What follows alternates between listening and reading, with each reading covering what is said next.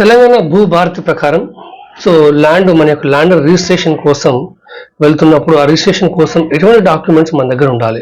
ముఖ్యంగా 9 important points. ఒకటి, పట్టాదారు పాసు పుస్తకం ఎవరిదైతే ఉందో అది సెల్లర్ది. అలాగే పట్టాదారు పాసు పుస్తకం బయర్ది. మూడోది వచ్చేసి ఒరిజినల్ డాక్యుమెంట్స్ ఏవైతే ఉన్నాయో, అంటే original documents to be registered ఏవైతే కావాలో అవన్నీ ఉండాలి.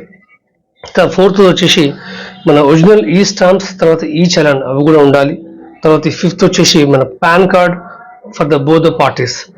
పాన్ కార్డ్ లేని పక్షంలో ఫామ్ 16 సంబంధించిన డాక్యుమెంట్స్ ఏవైతే ఉన్నాయో అవి కూడా తీసుకురావచ్చు, ఫామ్ 61 సంబంధించి.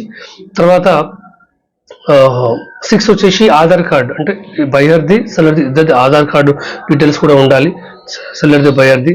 7th వచ్చేసి మన విట్నెస్ 1, విట్నెస్ 8th వచ్చేసి విట్నెస్ 2, 9th వచ్చేసి కన్సల్టెంట్ పార్టీస్ ఒకవేళ అప్లికేబుల్ అవుతాయి.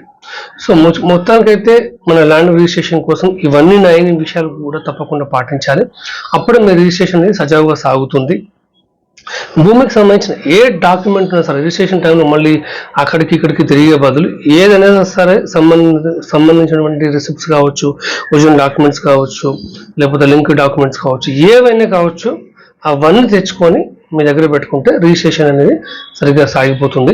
అలాగే మీకు చెప్పాము ఇంతకుముందు కూడా, రిజిస్ట్రేషన్ అనేది మన తహసీల్దార్ ఆఫీసులో జరుగుతుంది. సబ్ రిజిస్ట్రార్ ఏవైతే ఉన్నారో, తహసీల్దార్ కమ్ జాయింట్ సబ్ రిజిస్ట్రార్, ఇక్కడ జరుగుతుంది ఈ ఆఫీస్లో.